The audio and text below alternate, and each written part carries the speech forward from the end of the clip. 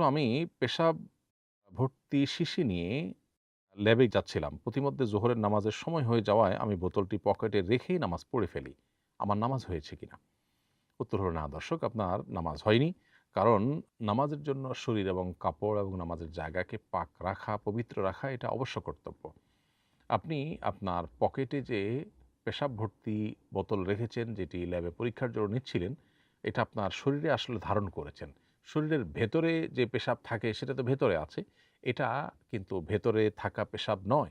বোতলে থাকা পেশাব আপনি পকেটে নিয়ে যদি সালাত আদায় করেন তাহলে সেক্ষেত্রে সে সালাত বিশুদ্ধ হয়নি এবং এই সালাত আপনাকে পুনরায় আদায় করতে হবে এবং পরবর্তীতে খেয়াল রাখতে হবে যে শিশিতে বা বোতলে কোনো স্যাম্পলের জন্য পেশাব থাকলে সেটা আলতো করে কোথাও রেখে তারপর আপনাকে সালাত আদায় করতে হবে। আর না হলে পবিত্রতার সাথে সালাত আদায় করবার যে নির্দেশনা, এটির ব্যর্থ হওয়ার কারণে সালাত হবে না এবং সে সালাত যদি পড়ে থাকেন পুনরায় আপনাকে আদায় করতে হবে।